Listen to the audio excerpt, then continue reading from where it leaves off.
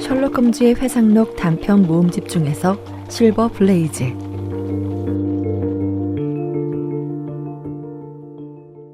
왓슨, 난 좀 나가봐야겠네. 어느 날 아침 식사를 하던 홈즈가 말했다. 가다니 어디로 말인가? 다트모어 킹스플랜드로. 나는 놀라지 않았다. 오히려 영국 전체가 사건에 대해 떠들썩한데 아직 홈즈가 조사하지 않았다는 게 더 놀라웠으니까. 사실 어제 온종일 홈즈는 고개를 숙인 채 방 안을 돌아다녔고 아주 독한 담배를 몇 번이고 파이프에 채워 넣었으며 내가 뭐라고 하든 전혀 들리지 않는 것 같았다. 신문 판매점에서는 새로운 신문이 나올 때마다 홈즈에게 가져다 주었지만 그는 흘끗 흩어보고는 구석에 던져버렸다. 그는 아무 말도 하지 않았으나 그가 무엇을 고민하고 있는지는 잘 알고 있었다. 영국 전체가 집중하고 있는 사건 중에 홈즈가 이렇게까지 고심하고 분석해야 할 사건은 오직 하나. 웨직스컵에 나갈 최고의 경주마 실종과 그 조련사가 무참히 살해된 비극적인 사건밖에는 없었다. 방해가 되지 않는다면 나도 같이 가도 될까? 왓슨, 자네가 함께 가준다면 커다란 도움이 될 걸세. 결코 시간 낭비가 되지 않을 거라고 생각을 하네. 이번 사건은 아주 특이한 점들이 있거든. 지금 출발하면 패딩턴 역에서 출발하는 기차를 탈 수 있을 걸세. 기차를 타고 가면서 좀 더 자세한 이야기를 하세. 그리고 자네의 멋진 쌍안경을 가져가 주게나. 그로부터 1시간 후 우리는 엑서터로 가는 기차 1등석에 앉아 있었다. 홈즈는 귀를 덮는 여행용 모자를 눌러쓴 채 날카로운 표정으로 신문을 읽기를 마치고 그것들을 좌석 밑으로 밀어넣더니 담배 상자를 꺼내 나에게 권했다. 열차 속도가 엄청나군. 왓슨, 우리는 시속 90km로 달리고 있네. 400m 지점 표지판을 보지 못했는데? 나도 못 봤네. 하지만 철도의 전봇대가 55m마다 세워져 있으니 계산은 간단하지. 그건 그렇고 존 스트레이커의 살인 사건과 실버 블레이즈의 실종 사건에 대한 기사는 좀 읽어봤겠지. 텔레그래프와 클로니크는 읽어봤지. 이번 사건은 증거를 찾기보다 추리력을 발휘해야 하네. 이번 사건은 비슷한 예를 찾기가 어렵고 수법도 완벽하지. 또 여러 사람들의 이해관계가 얽혀 있어서 여러 추측과 가설들이 난무해 어려움을 겪고 있네. 그래서 신문기사며 자기만의 의견을 가지고 있는 사람들이 꾸며낸 얘기에 휘둘리지 말고 절대 부정할 수 없는 사실들만 분리해서 탄탄한 기초를 세운 다음 그 기초 위에 어떤 추론이 가능한지, 어디에서 이 사건의 실마리를 풀 수 있는 열쇠를 찾을 수 있는지가 우리의 일일세. 화요일 저녁 사라진 말 주인 로스 대령과 이 사건을 맡고 있는 그레고리 경위로부터 협조를 요청하는 전보를 받았네. 화요일 저녁이라고?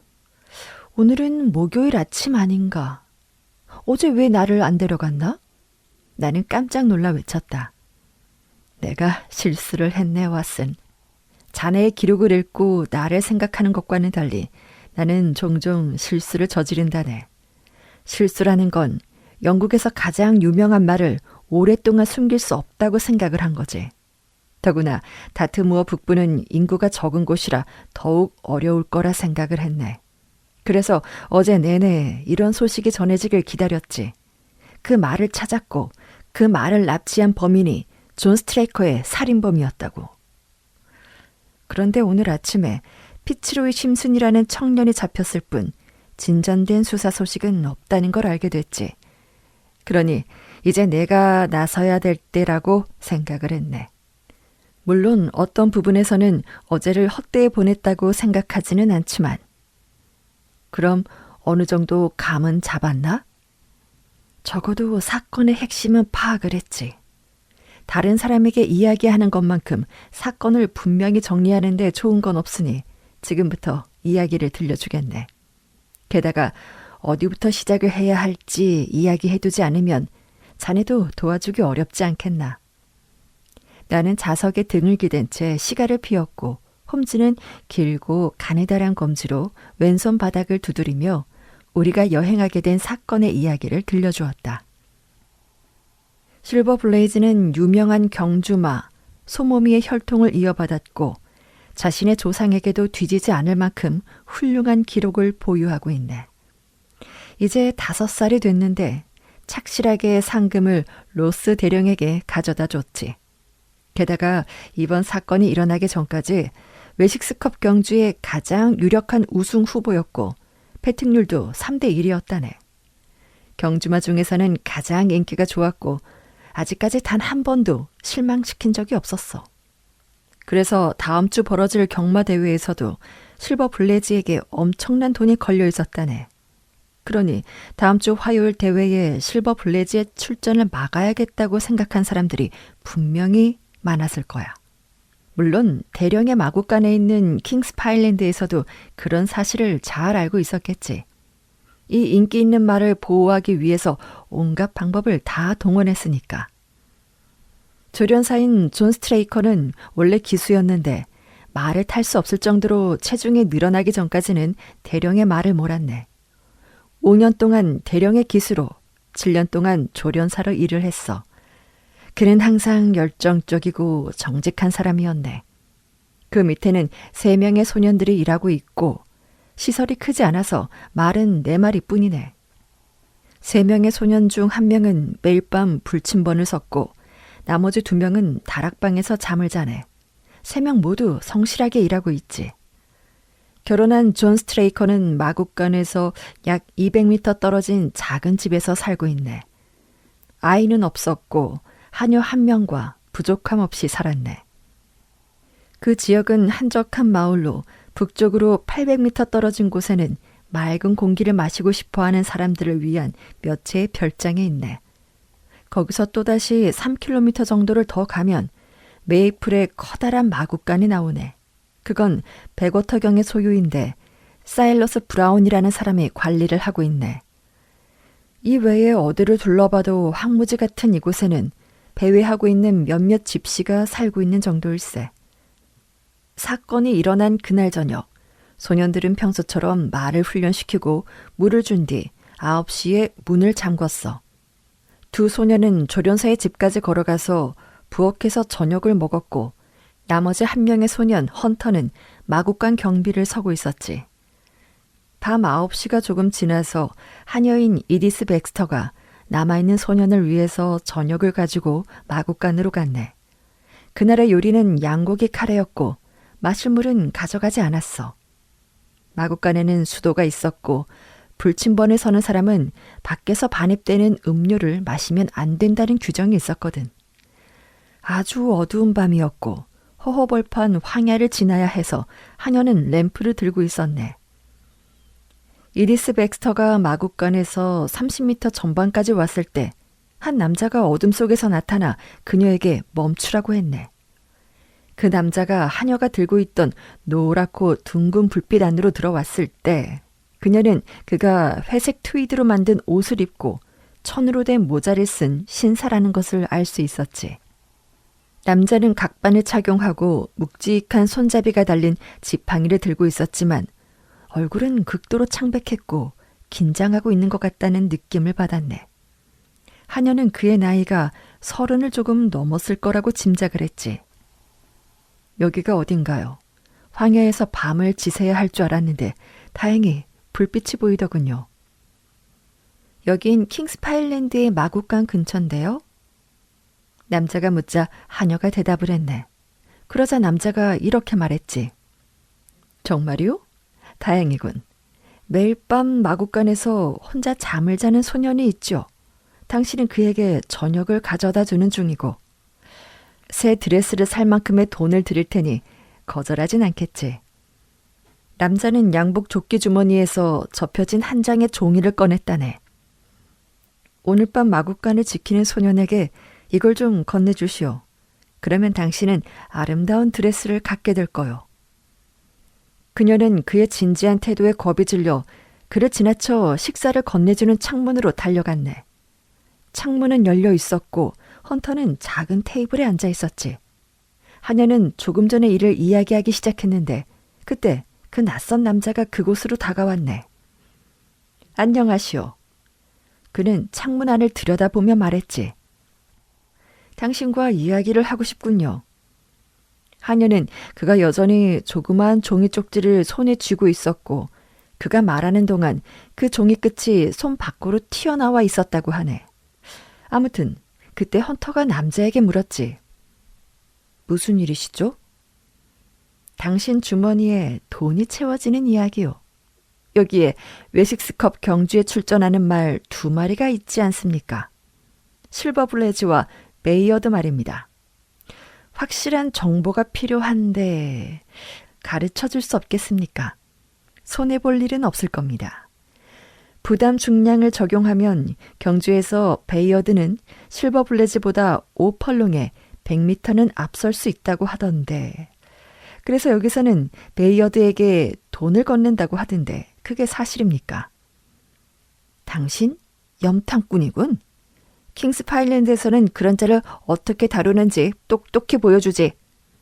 소녀는 이렇게 소리치고 벌떡 일어나 개를 풀어놓으려고 마구간으로 들어갔고 하녀는 집으로 도망치다가 뒤를 돌아보니 그 남자가 창문 쪽으로 기대고 있는 것이 보였다고 하더군. 하지만 헌터가 개를 데리고 나왔을 땐 그 남자는 이미 사라지고 없었다네. 소녀는 개를 데리고 주위를 살펴봤지만 그 남자는 보이지 않았어. 잠깐만, 내가 말했다. 소년이 개를 데리고 나오면서 마구간의 문을 닫지 않을 수도 있지 않았나? 훌륭하네, 왓슨. 멋진 질문이야. 나도 그 부분이 중요하다고 생각을 해서 확인해달라고 어제 다트무어에게 정보를 보냈네. 소녀는 나오면서 문을 잠갔다고 하더군. 게다가 창문은 아주 작아서 사람이 들어갈 수 없다는 답장을 받았네. 헌터는 동료들이 돌아오기를 기다렸다가 조련사인 스트레이커에게 사람을 보내서 모든 사실을 알렸네. 설명을 들은 스트레이커는 몹시 흥분을 했지. 이 일의 전부를 알 수는 없지만 막연한 불안감을 느꼈어.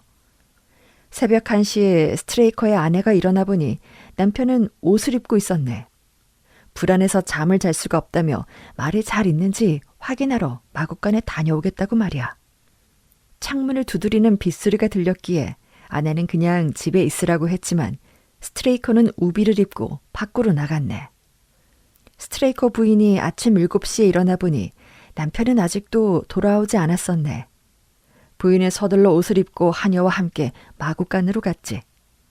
문은 열려 있었고 안으로 들어가 보니 헌터는 정신을 차리지 못한 채 의자에 웅크리고 있었고 실버 블레이즈가 있던 마구간은 텅 비어 있었네.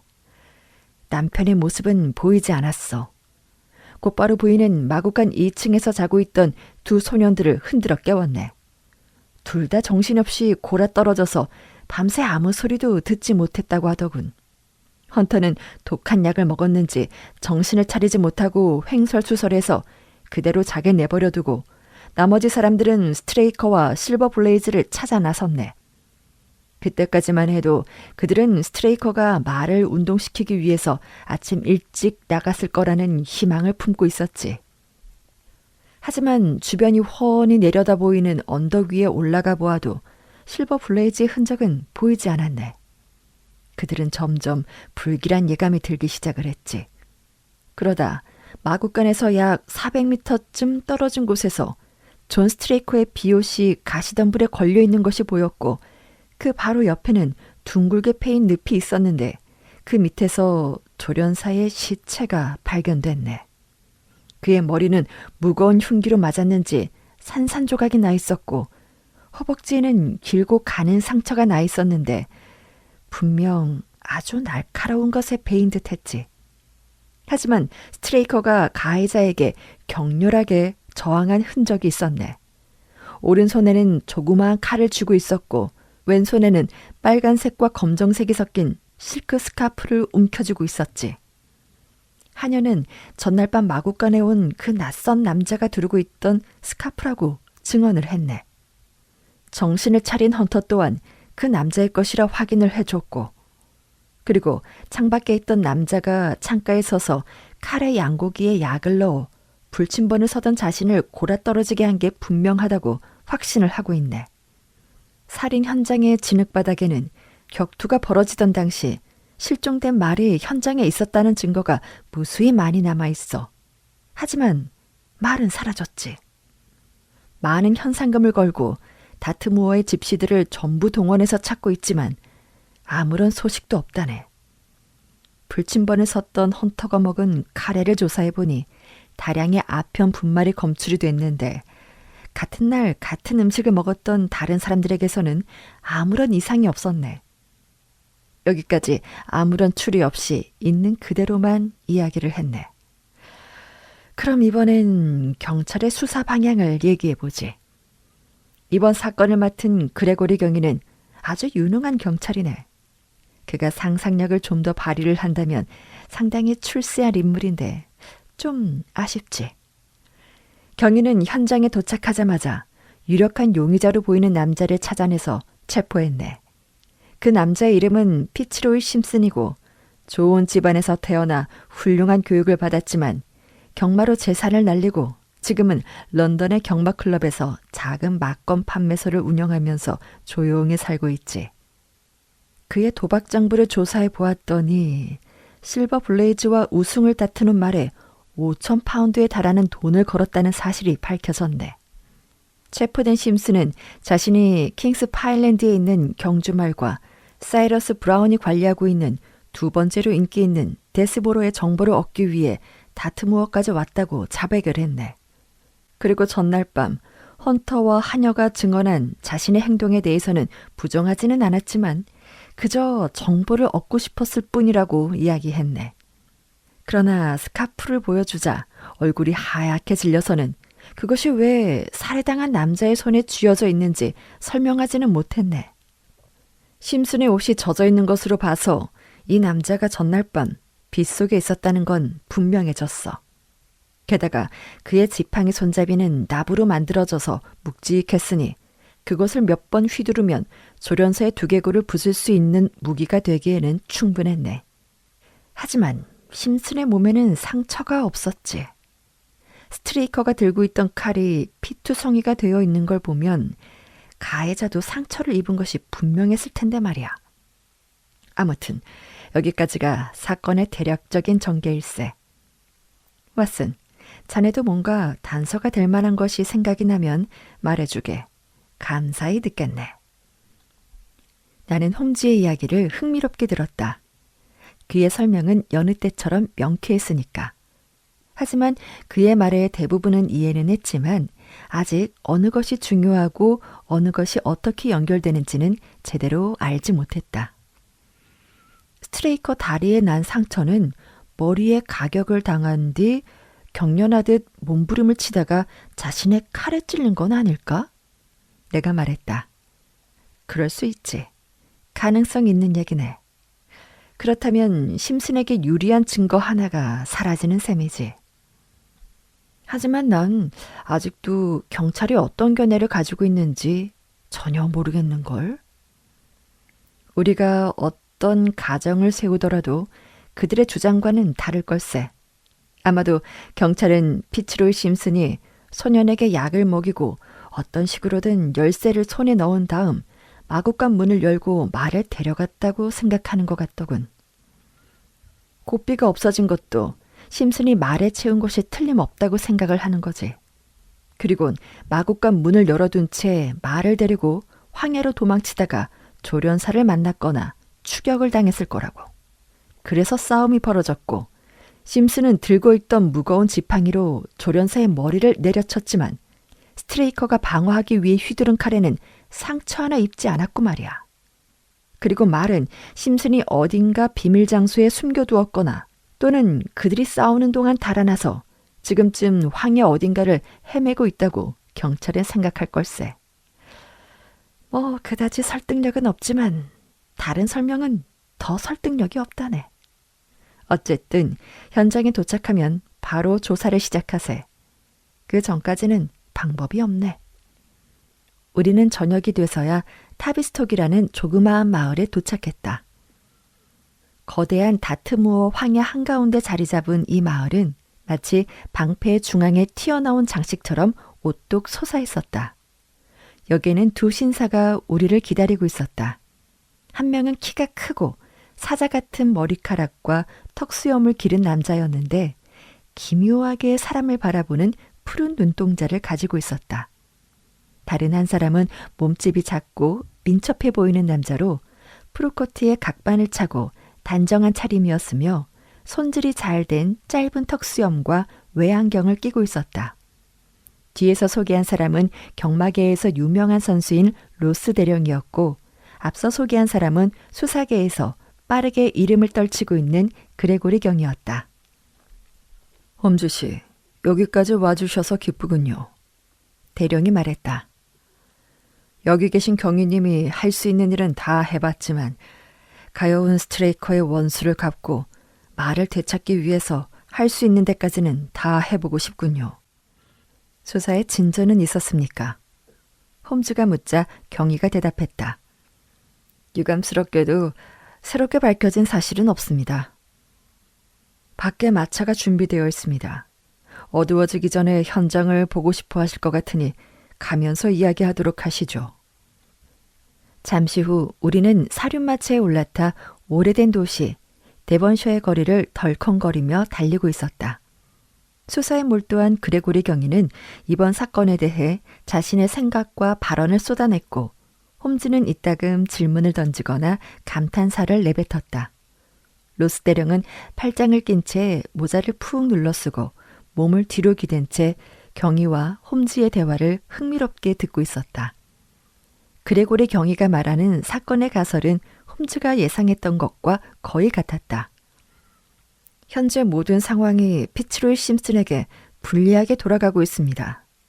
경위가 말했다. 저는 그가 범인이라고 믿습니다. 다만 정황들 뿐이어서 새로운 증거가 나오면 언제라도 뒤집힐 수는 있습니다. 스트레이크가 쥐고 있던 칼에 대해서는 어떻게 생각하십니까? 우리는 조련사가 쓰러지면서 자신의 칼에 찔렸다고 결론을 내렸습니다. 여기로 오면서 왓슨도 같은 얘기를 하더군요. 그렇다면 심슨에게는 더 불리해지는 셈이군요. 그렇습니다. 심슨은 칼을 들고 있지도 상처를 입지도 않았거든요. 그에게 불리한 증거들임은 확실하죠. 그자는 실버 블레이즈가 실종되면 막대한 이득을 얻게 되니까요. 게다가 마부에게 약을 먹인 혐의도 받고 있습니다. 또 밤중에 비가 내리는 동안 밖에 있었으며 묵직한 지팡이까지 가지고 있었고 죽은 남자는 그의 스카프까지 쥐고 있었으니 이 정도 증거라면 법정에서도 배심원들을 충분히 납득시킬 수 있을 겁니다. 홈즈는 고개를 저었다. 머리를 좀 굴리는 변호사를 만난다면 그런 증거는 금방 박살나고 말 겁니다. 심슨은 무슨 이유로 말을 마구간에서 끌어냈을까요? 말에게 상처를 입히고 싶었다면 마구간 안에서도 가능했을 텐데요. 심슨의 소지품에서 열쇠는 발견됐습니까? 그는 어디서 아편을 샀을까요? 무엇보다 이 마을 지리 어두운 심슨이 말을 어디에 숨길 수 있었을까요? 그리고 심슨이 마부에게 전해주라고 하녀에게 부탁한 쪽지에 대해서는 뭐라고 하고 있습니까? 10파운드짜리 수표였다고 합니다. 지갑에서 지폐 한 장이 발견이 됐고요. 하지만 홈즈 씨가 말한 것처럼 심슨이 이 마을 지리에 그리 어두운 사람은 아닙니다.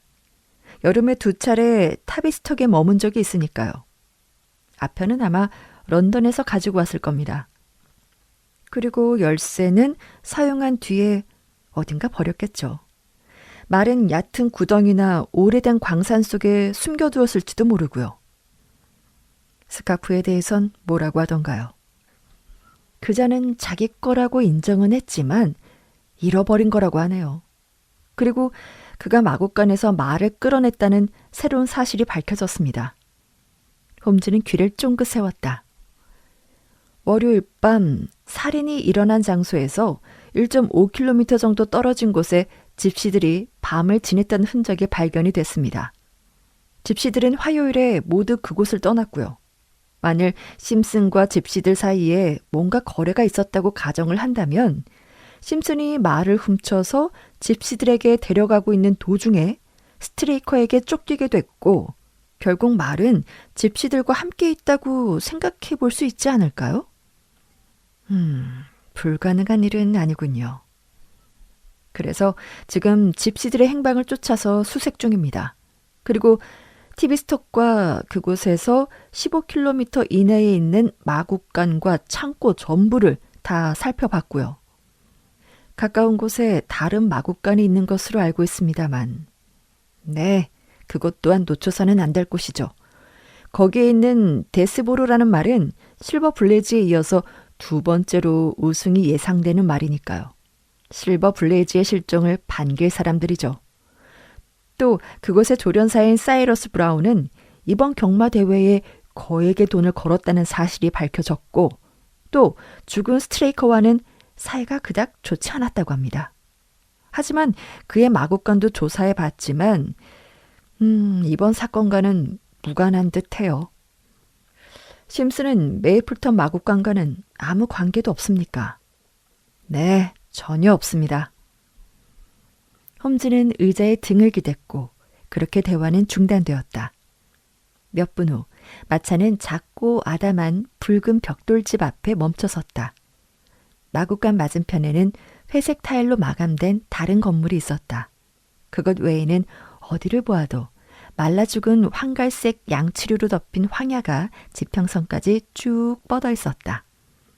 단조로운 풍경에 변화를 주는 것은 티비스톡 교회의 첨탑과 서쪽에 모여있는 마구간 같은 집 몇 채가 전부였다.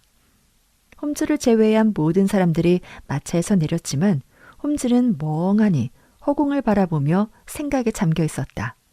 내가 그의 팔을 툭 치자 그제서야 깜짝 놀라며 마차에서 내렸다. 아, 실례했습니다. 홈즈는 놀란 눈으로 로스 대령을 바라보며 말했다.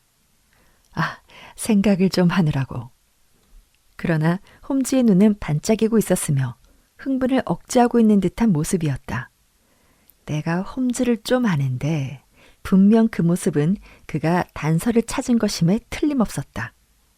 어디서 찾았는지는 알 수 없지만 그레고리 경위가 홈즈에게 말했다. 홈즈 선생님, 바로 현장으로 가시겠습니까? 아닙니다. 여기서 잠시 한두 가지 살펴보고 싶은 게 있습니다. 스트레이커의 시신은 여기로 옮겨 놓았겠죠? 예, 2층에 안치되어 있습니다. 내일 검시할 예정이고요. 로스 대령님, 그가 여기서 일한 지 한참 되었습니까? 그렇습니다. 그는 언제나 일을 훌륭히 처리했습니다. 그레고리 경위, 죽은 스트레이커 주머니에 있던 소지품 목록을 만드셨습니까? 거실에 두었으니 보고 싶으신 물건이 있으면 언제든지 살펴보실 수 있습니다. 고맙군요. 우리는 거실로 올라가 중앙의 탁자에 둘러앉았다. 경희는 네모난 상자를 열고 우리 앞에 여러 물건들을 꺼내 놓았다. 밀랍 성냥 한 상자, 5cm쯤 되어 보이는 양초 한 토막, ADP가 새겨진 브라이어 파이프, 가늘게 썬 씹는 담배 15g가량이 든 물개 가죽 담배 상자, 금줄이 달린 은시계, 금화 5개, 알루미늄 필통, 서류 몇 장, 그리고 상하 손잡이가 달린 칼이었다. 칼에는 바이센 CO 런던이라고 적혀 있었다. 칼을 집어든 홈즈가 자세히 살펴보며 말했다. 핏자국이 묻은 걸 보니 죽은 사람이 들고 있던 칼이 분명하군요. 왓슨, 이 칼은 자네 전문분이 아닌가? 이건 의사들이 백내장 칼이라고 부르는 메슬세. 내가 말했다. 그럴 줄 알았지. 아주 정교한 수술을 하기 위해 만들어진 섬세한 칼이야. 거친 일을 하러 나가는 남자가 이런 걸 들고 다닌다는 건 좀 이상하지 않나? 더구나 접어서 주머니에 넣을 수도 없는 칼인데 말이지. 시신 옆에서 칼 끝에 씌우는 코르크를 발견했습니다. 경희가 말했다. 부인 말에 따르면 며칠 전부터 화장대 위에 있던 이 칼을 남편이 가지고 나갔다고 하더군요. 훌륭한 무기는 아니지만 아마도 당장 가지고 나갈 수 있는 무기 중에는 가장 쓸만한 것이었겠죠. 그렇군요. 그런데 이 서류들은 세 장은 권초 상인이 발행한 영수증이고 여기 한 장은 로스 대령의 지시사항이 적힌 편지고 나머지 한 장은 본드 거리에 있는 마담 르줄리의 여성 의류점에서 보낸 37파운드 15실링의 청구서입니다. 스트레이커 부인의 말에 따르면 다비셔라는 남편의 친구가 있는데 가끔씩 그의 편지가 이 주소로 온다고 하더군요. 더비셔 부인은 꽤나 비싼 걸 좋아하는 모양이군요. 홈즈는 청구서를 흘낏 보며 말했다. 옷 한 벌이 22긴이라면 상당한 금액이니 말입니다. 아무튼 여기서는 더 이상 조사할 것이 없을 듯하니 현장으로 가보겠습니다. 우리가 거실에서 나오자 복도에서 우리를 기다리고 있던 부인이 다가와 경희의 소매를 잡았다. 그녀의 얼굴은 수척했으며 이번 사건에 대한 공포가 어려 있었다. 범인은 아직 못 잡았나요? 아직 잡지 못했습니다. 하지만 여기 계신 홈즈 선생이 런던에서 오셨으니 최선을 다하겠습니다. 스트레이커 부인, 일전에 플리머스에서 열린 가든 파티에서 뵌 적이 있는 것 같군요. 홈즈가 부인에게 말했다. 아니에요. 뭔가 착각을 하셨나 봅니다. 그럴 리가요. 비단색 비단 드레스에 타조 깃털 장식을 달고 계셨는데요. 저는 그런 드레스를 가지고 있지 않아요. 그럼 제가 착각을 한 모양입니다. 홈즈는 부인에게 사과하고 경위를 따라 밖으로 나갔다. 황야를 조금 벗어나자 시신이 발견되었다는 움푹 파인 땅이 나타났다. 가장자리에는 스트레이커의 외투가 걸려있던 가시덤불이 있었다.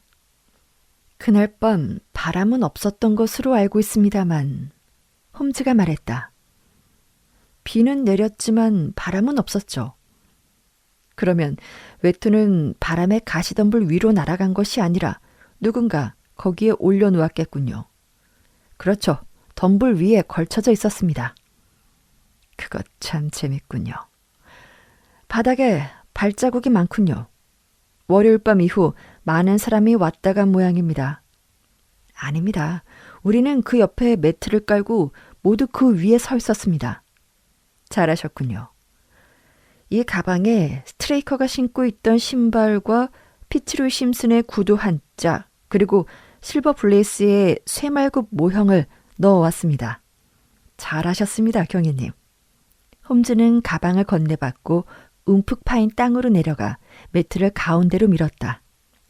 그리고 그 위에 엎드려서 두 손으로 턱을 괴고 발자국 투성이의 진흙을 주의 깊게 살펴보았다. 이런, 이게 뭐지? 홈즈가 갑자기 말했다. 그것은 반쯤 타다 남은 밀랍 성냥으로 온통 진흙이 묻어 있어 언뜻 보면 작은 나뭇가지처럼 보였다. 어째서 그걸 놓쳤는지 모르겠습니다. 경희는 당황하는 눈치였다.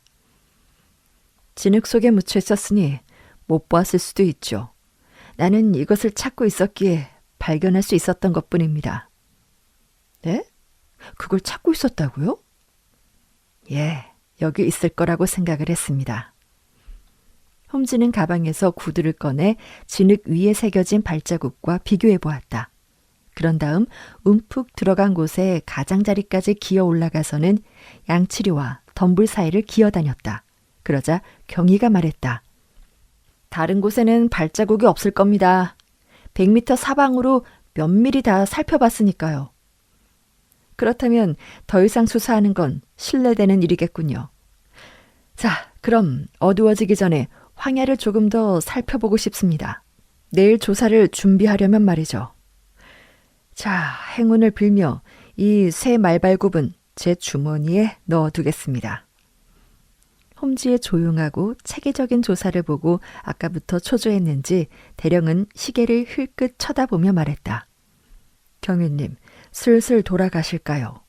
경위님과 몇 가지 의논하고 싶은 것이 있습니다. 특히 이번 경마대회에서 실버 블레이즈의 이름을 빼는 것이 관중에 대한 도리가 아닌가 하는 그런 생각이 들어서요. 그럴 필요 없습니다. 홈즈가 단호하게 말했다. 명단에 그대로 놔두셔도 괜찮습니다. 제가 책임을 지죠. 대령은 고개를 숙였다. 홈즈 선생의 말씀을 들으니 기쁩니다. 가여운 스트레이커의 집에서 기다리고 있을 테니 산책을 마치면 그리 오시죠. 티비스톡으로 모셔다 드리겠습니다. 대령은 경위와 함께 돌아갔고 홈즈와 나는 황야를 천천히 걸었다. 태양은 메이플턴 마구간 뒤로 지기 시작했고 우리 앞에 길고 경사진 평야는 황금빛으로 물들고 있었으며 빛바랜 양치리와 덤불이 저녁 노을의 빛을 받아 불타는 듯 빛나고 있었다. 그러나 깊은 생각에 잠겨있는 홈즈는 이 멋진 풍경에 눈길 한번 주지 않았다. 왓슨, 이렇게 하지. 홈즈가 드디어 입을 열었다. 스트레이커를 누가 죽였는지 잠시 접어두고 말의 행방을 먼저 알아내는 일에 전념을 하세. 만약 말이 사람들이 싸우는 도중에 도망을 쳤다면 어디로 갔을까? 말이라는 동물은 무리를 지어 생활을 하는데 그 말이 혼자가 됐다면 본능적으로 킹스파일랜드의 마국간으로 돌아갔거나 메이플턴 마국간으로 갔을 걸세. 말이 뭐 때문에 황야를 헤매고 다니겠나? 만약 그랬다면 벌써 누군가의 눈에 띄었을 거야. 그리고 말을 가져간 것이 집시였다고도 할 수 없네. 집시들은 뭔가 문제가 생기면 경찰들에게 괴롭힘을 당할까봐 그곳을 떠나버리니까. 게다가 누구나 다 아는 그런 명말을 팔기도 힘들 걸세. 또 말을 데리고 있으면 큰 위험을 감수해야 하고 어떤 이득도 얻을 수가 없지. 그럼 말은 어디에 있는 거지? 이미 말하지 않았나. 킹스파일랜드나 메이플턴으로 간 게 분명하다고. 하지만 킹스파일랜드에는 없으니 메이플턴에 있겠지. 이 가설을 바탕으로 한번 움직여보세. 경위가 말했듯 이 근처 황야는 아주 단단하고 건조하네. 하지만 메이플턴 쪽으로 갈수록 지대가 점점 낮아져서 저쪽에 움푹 파인 넓은 땅이 보이지. 월요일 밤에는 비가 많이 와서 저기는 아주 질척였을 거야.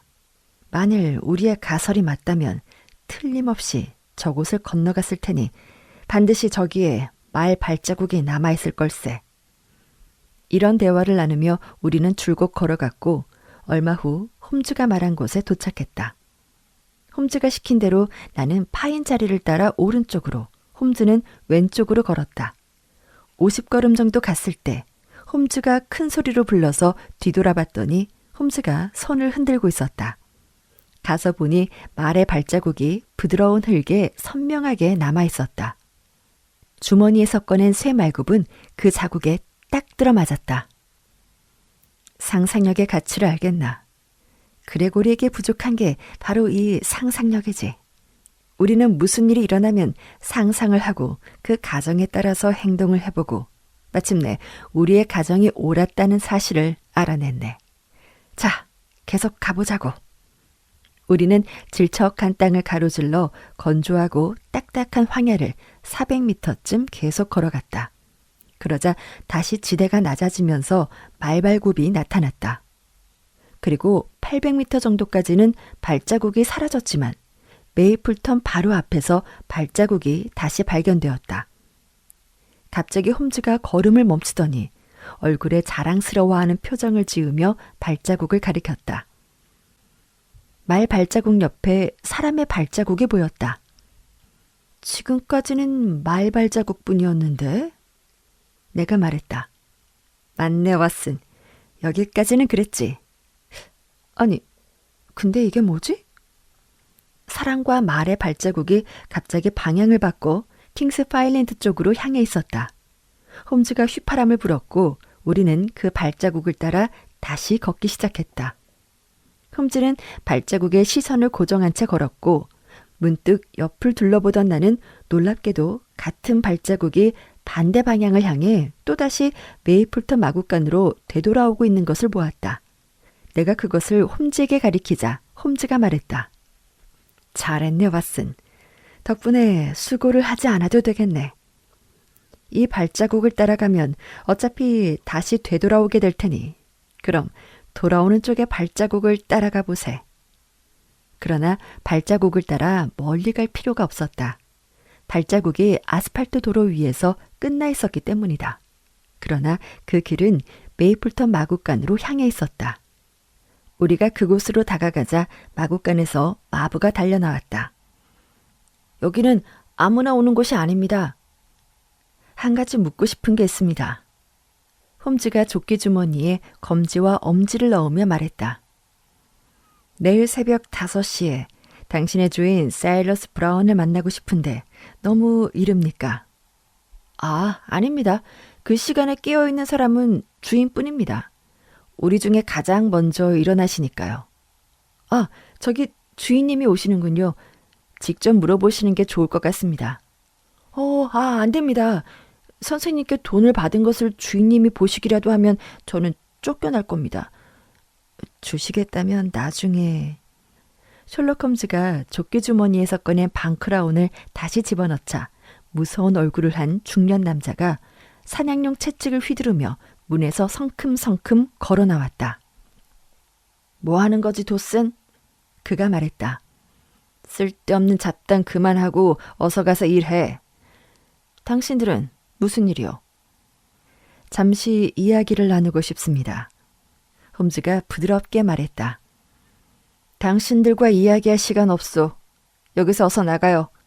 당장 사라지지 않으면 개를 풀어놓겠소. 홈즈는 몸을 앞으로 숙여 그의 귀에 대고 뭐라고 속삭였다. 그는 화들짝 놀라며 관자놀이까지 시뻘개졌다. 거짓말, 그건 새빨간 거짓말입니다. 그는 소리쳤다. 좋습니다.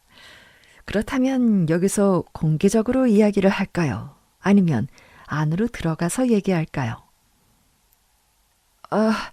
그러고 싶으시다면 들어오십시오. 홈즈는 미소를 지었다. 왓슨, 잠시만 기다려주게. 자, 브라운 씨, 들어갑시다. 20분 뒤 홈즈와 브라운은 다시 모습을 드러냈으며 이미 해는 완전히 사라지고 어두움이 내려앉았다. 그 짧은 사이에 브라운처럼 태도가 완전히 바뀐 사람을 나는 본 적이 없었다. 그의 얼굴은 창백했으며 이마에는 땀방울이 맺혀 있었고 바람에 흔들리는 나뭇가지처럼 채찍을 들고 있던 그의 손은 바들바들 떨리고 있었다. 고압적이고 오만한 태도는 온데간데 없었으며 주인 옆에 있는 개처럼 홈즈의 곁에 얌전히 서 있었다. 지시하신 대로 하겠습니다. 브라운이 말했다. 조금의 실수도 없어야 할 겁니다. 홈즈가 브라운을 보며 말했다. 브라운은 홈즈의 눈빛에 위협을 느끼며 몸을 움츠렸다. 예, 물론입니다. 실수 없이 진행하도록 하겠습니다. 반드시 거기 있을 겁니다. 그리고 그건 원래대로 해놓을까요? 홈즈는 잠시 생각하더니 이내 웃음을 터뜨렸다. 아니, 그냥 놔두시오. 그 문제는 나중에 편지를 보내도록 하죠. 이제 장깨를 부릴 생각은 아예 하지 마시고. 예, 저를 믿으셔도 좋습니다. 믿어주십시오. 좋아요. 믿어보죠. 그럼 내일 다시 연락하겠습니다.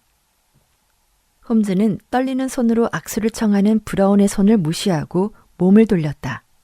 우리는 킹스파일랜드 마구간으로 다시 걸어갔다. 사이런스 브라운처럼 교만하고 겁 많고 오만한 인간은 본 적이 없네. 황야를 걸으며 홈즈가 말했다. 그런 말을 그자가 가지고 있단 말인가? 처음에는 딱 잡아떼더니 그날 새벽의 행동을 설명해주니 내가 현장에서 지켜본 줄 착각하더군. 앞이 특이하게 각진 모양의 발자국을 자네도 봤을 걸세. 그건 브라운의 발자국이었네. 고용된 사람이 이런 일을 할 리가 없으니까 말이야.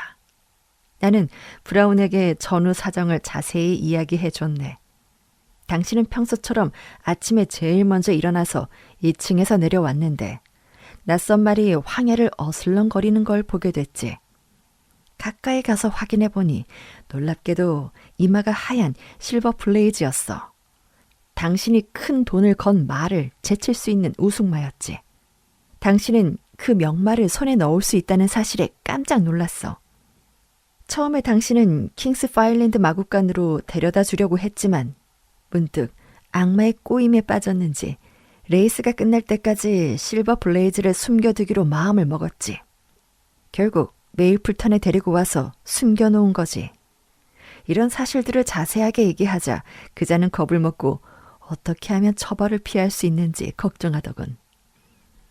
하지만 그의 마구간은 이미 수색하지 않았나? 그자는 말의 모습을 바꾸는 방법을 잘 알고 있을 걸세. 그 말을 그자에게 맡겨둬도 괜찮겠나? 실버 블레이즈에게 상처를 조금만 입혀도 그에게 유리할 텐데. 괜찮네. 그자는 실버 블레이즈를 보물처럼 소중하게 지킬 테니 자기 죄를 용서받기 위해서는 말을 안전하게 지키는 것만이 유일한 방법이라는 것을 잘 알고 있을 테니까. 내 생각에 로스 대령은 그다지 자비를 베풀 사람으로는 보이지 않던데. 그 문제는 로스 대령이 결정할 사항이 아니네. 나는 내 방법대로 할 테니까. 대령에게 어디까지 말할지는 내 선택이네. 이게 바로 사립탐정의 장점이 아니겠나. 왓슨, 자네도 눈치챘는지 모르겠지만 대령은 좀 나를 무시했네. 그래서 난 그 사람을 살짝 골탕 먹여볼 생각이야. 말에 대해서는 대령에게 아무 말도 하지 말게. 알았네. 자네가 허락하지 않으면 절대 말하지 않겠네. 하지만 존 스트레이커를 누가 죽였는지에 대한 문제에 비하면 아주 사소한 일이지. 그럼 이제 그 문제 해결에 전념할 생각이군. 아니, 야간 열차로 런던에 돌아갈 걸세. 나는 홈즈의 말에 깜짝 놀랐다. 데번쇼에는 겨우 몇 시간 머물렀을 뿐이었다. 그리고 이렇게 순조롭게 풀리기 시작한 조사를 갑자기 포기하겠다니 나로서는 도저히 이해할 수가 없었다. 스트레이커의 집에 도착할 때까지 홈즈는 한마디도 하지 않았다. 대령과 경위는 응접실에서 우리를 기다리고 있었다. 홈즈가 말했다. 우리는 야간 급행열차를 타고 런던으로 돌아가겠습니다. 덕분에 다트무어 황야의 매력적인 공기를 잠시나마 느낄 수 있었습니다. 경희의 눈은 동그래졌고 대령은 비웃듯 입술이 비뚤어졌다. 그럼 당신은 스트레이커를 죽인 범인의 체포를 포기하겠다는 거요. 홈즈는 어깨를 들썩였다. 그 문제에 대해선 어려운 부분이 있기는 합니다. 하지만 대령의 실버 블레이즈는 화요일에 출전을 할 테니 기수를 한 명 준비해 주시죠.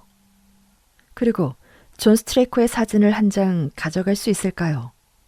경위는 봉투에서 사진 한 장을 꺼내 홈즈에게 건넸다. 그레고리 경위, 당신은 내가 무엇을 필요로 하는지 알고 모두 준비해 주시는군요. 그런데 모두들 여기서 잠깐 기다려 주시겠습니까? 한여에게 몇 가지 질문할 것이 있어서요. 홈즈가 방을 나가자 로스 대령은 퉁명스럽게 말했다.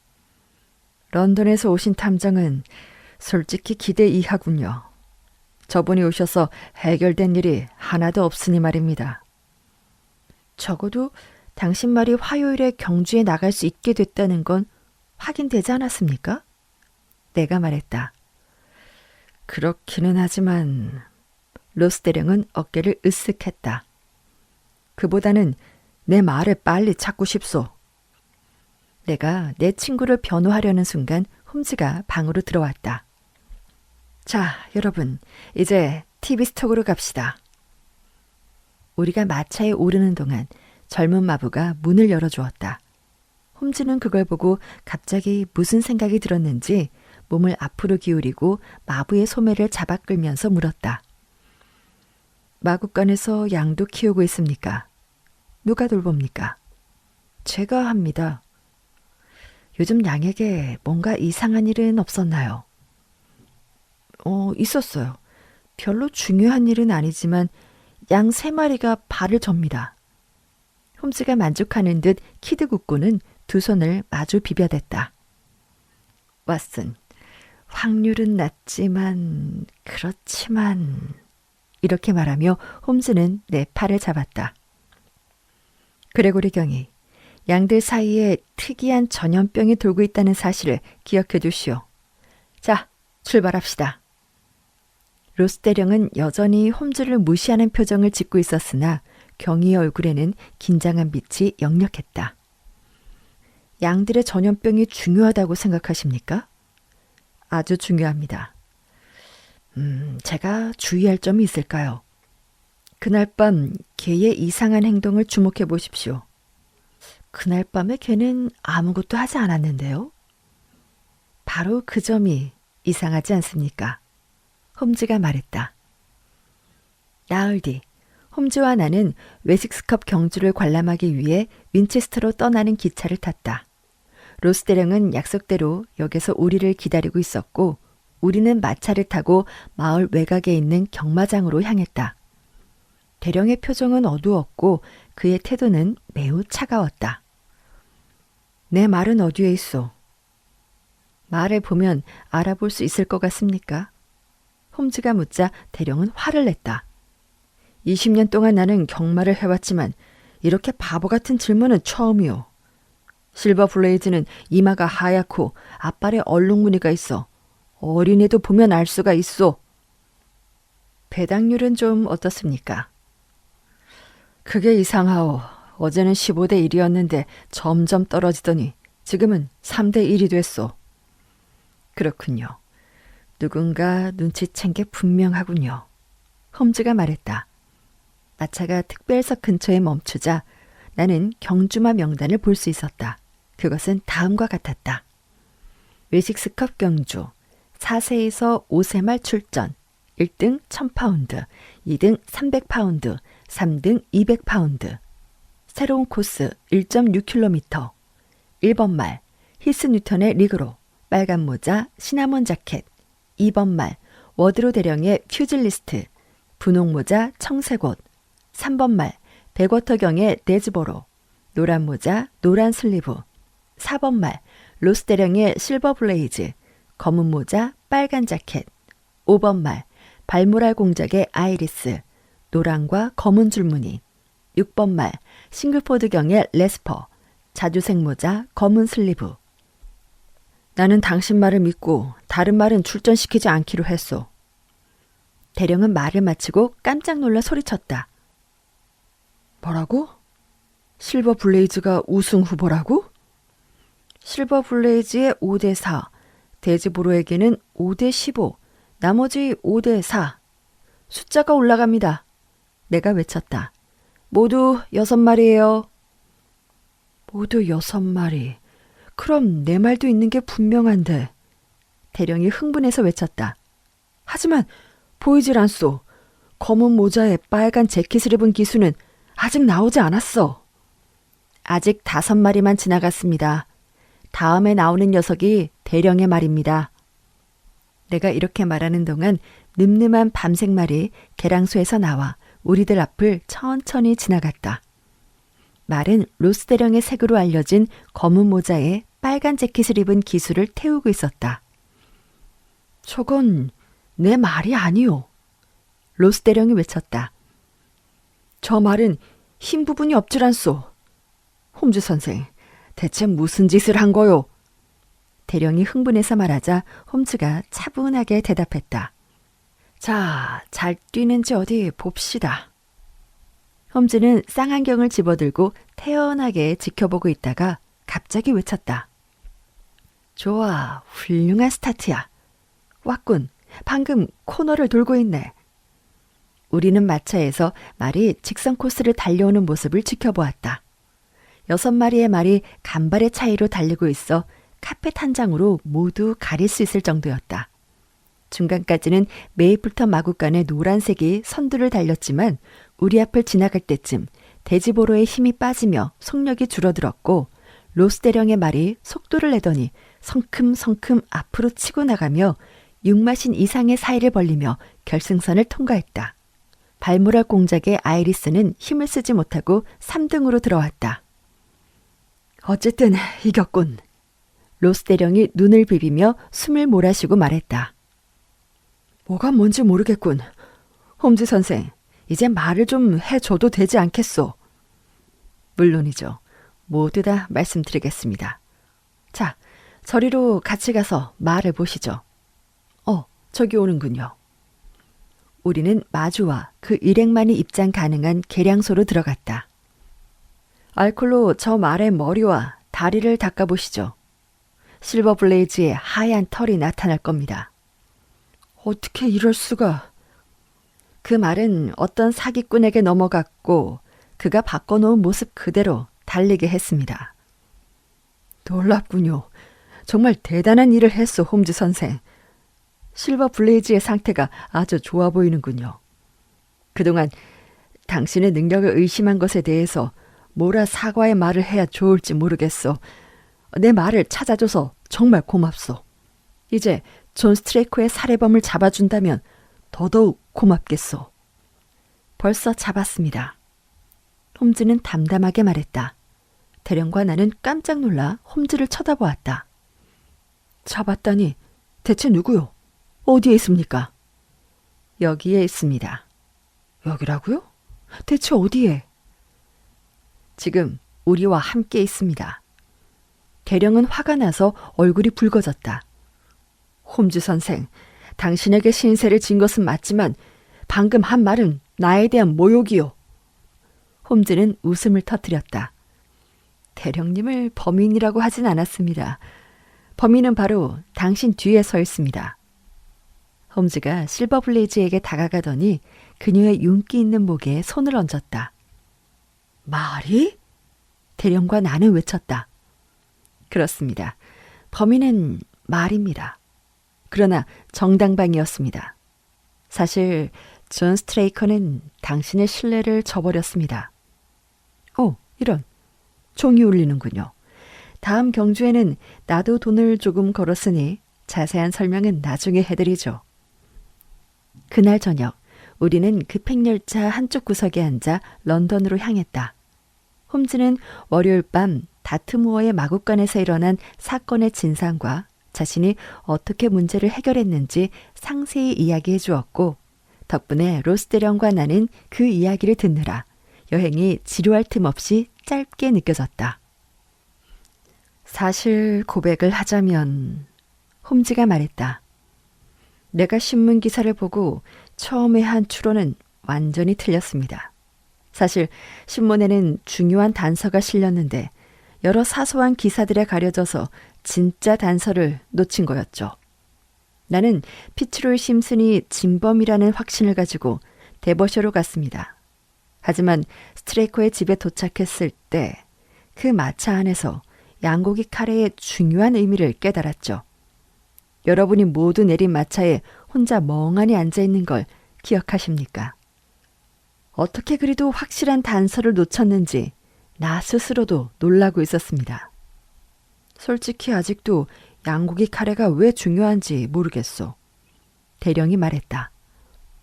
추리 사슬로 꿰자면 그것이 첫 번째 고리였습니다. 아편 분말에는 강한 맛이 있습니다. 불쾌한 맛은 아니지만 아편이라는 걸 금방 알 수 있는 특유의 맛이 나죠. 만약 보통 음식에 섞어 먹으면 금방 알 수 있을 겁니다. 카레는 아편의 맛과 향기를 숨기기 위한 수단이었습니다. 그런데 심슨이라는 낯선 남자가 나타나 그날 밤 조련사의 가족이 카레를 먹도록 유도했을 리는 없습니다. 너무 억지스러운 추측이죠. 따라서 심슨은 이번 사건과 관련이 없다는 결론이 나옵니다. 그래서 그날 밤 저녁으로 양고기 카레를 선택할 수 있었던 두 사람, 즉 스트레이커 부부를 주목하게 됐죠. 저녁 식사로 같은 요리를 먹은 다른 사람들은 아무 이상이 없었죠. 아표는 보초를 서는 마부가 먹을 요리에만 들어있었습니다. 그렇다면 두 사람 중 누가 하녀의 눈에 띄지 않고 그 요리에 접근할 수 있었을까요? 이 문제를 해결하기에 앞서서 나는 개가 짖지 않았다는 것에 큰 의미가 담겨 있다는 것을 알게 됐습니다. 정확한 추리는 또 다른 명확한 추리로 이어지기 마련이죠. 심슨의 일을 통해서 누군가 마구간에 들어가서 말을 데리고 나가는 동안 그 안에 있던 개가 짖지 않았다는 것을 알게 됐습니다. 짖었다면 2층에 있던 두 마부가 잠에서 깨어났겠죠. 분명히 한밤중에 찾아온 사람은 걔가 잘 알고 있는 사람이었을 겁니다. 그래서 나는 존 스트레이커가 한밤중에 마구간에 들어가 실버 블레이즈를 끌어낸 것이라 확신하게 됐습니다. 그렇다면 왜 그런 짓을 저질렀을까요? 물론 부정한 목적이 있었겠죠. 그렇지 않다면 자기 밑에서 일하는 마부를 약까지 먹여서 재울 리가 없으니까요. 하지만 확실한 이유는 알 수 없었습니다. 그런데 예전에도 조련사가 대리인을 통해 자신의 말과 경쟁하는 말에 큰 돈을 걸고 일부러 자신의 말을 지치게 해서 큰 돈을 번 사례가 여러 번 있었습니다. 때로는 기수에게 일부러 고삐를 느슨하도록 하게 강요하는 경우도 있었고요. 아니면 좀 더 확실하고 교묘한 방법을 사용하기도 했죠. 어떤 방법이었을까요? 스트레이커의 주머니에서 나온 물건들을 살펴보면 사태를 파악하는 데 큰 도움이 되리라 생각을 했습니다. 예상한 대로더군요.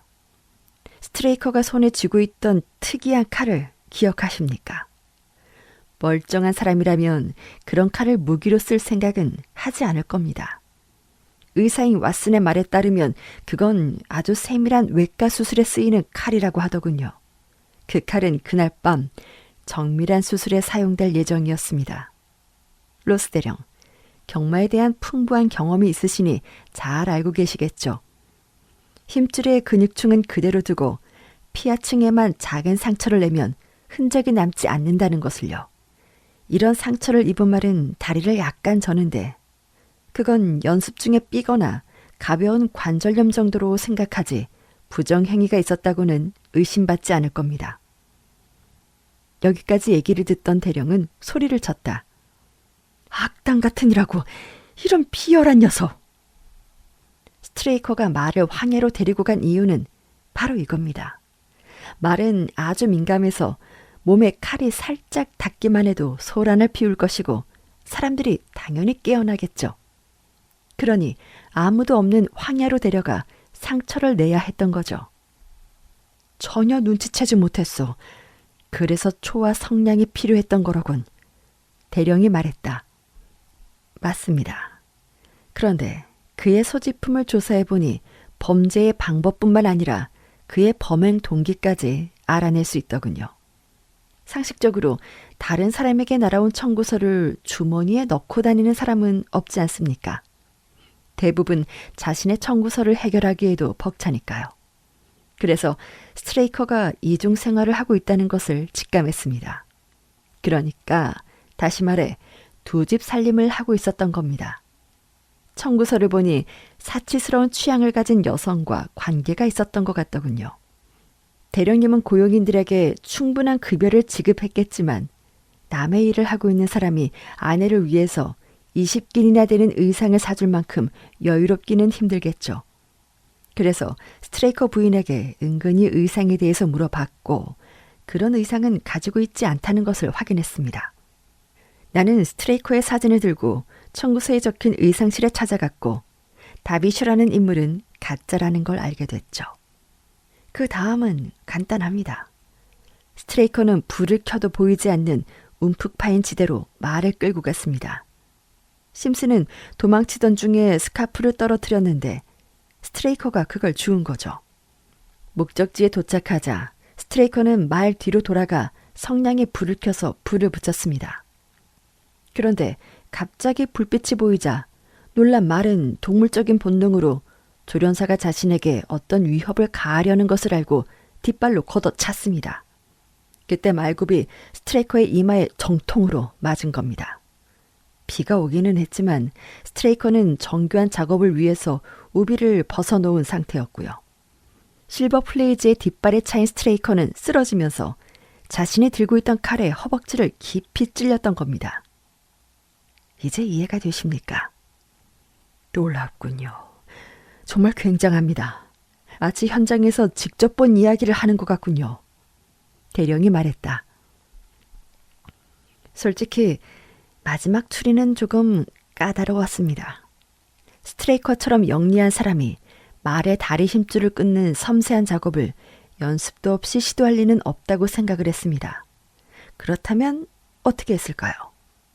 그때 문득 양이 눈에 띄었습니다.